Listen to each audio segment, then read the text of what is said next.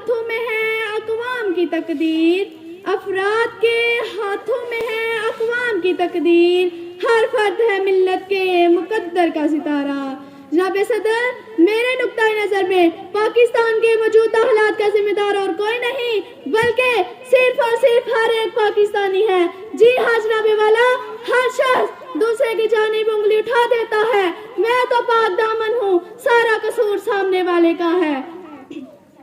سیاستدانوں کو برا بھلا کہنا، محکموں کو گالیاں دینا، غرض ان کا تعلق ہم ابلیس کے خاندان سے جوڑ دیتے ہیں۔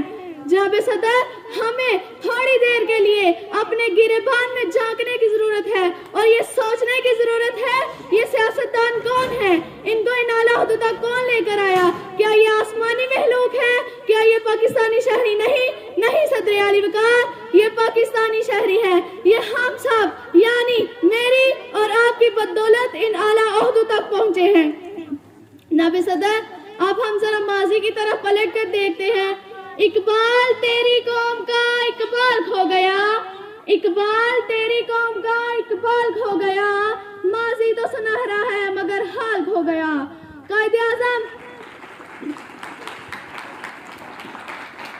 اعظم علامہ محمد اقبال، لیاقت علی خان وغیرہ یہ کون تھے؟ ان کا تعلق بھی عام گھرانوں سے تھا، کوئی امیر رانا یا جگیردارانہ گھرانے سے ان کا تعلق نہ تھا۔ ان شخصیات کی بدولت ہم آج پاکستانی ہیں، ایک آزاد اسلامی ریاست میں کے رہنے والے ہیں۔ میرے ہم مکتب ساتھیوں، میں اور آپ اس قوم کا مستقبل ہیں۔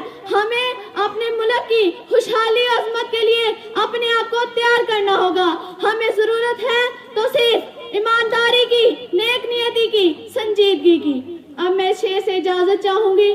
تیرے صوفے ہے فرنگی، تیرے قالین حیرانی، تیرے صوفے ہے فرنگی، تیرے قالین حیرانی، لہو مجھ کو رلاتی ہے جوانوں کی تن آسانی، امارات کیا شکوا ہو سروی بھی ہو تو کیا حاصل، امارات کیا شکوا ہو سروی بھی ہو تو کیا حاصل، نہ زور حیدری تجھ میں نہ استغنائے سلمانی، نہ ڈھونڈ اس چیز کو تہذیب حاضر کی تجلی میں، نہ ڈھونڈ اس چیز کو تہذیب حاضر کی تجلی میں، کہ پایا میں نے استغنا میں میراج مسلمانی۔ شکریہ۔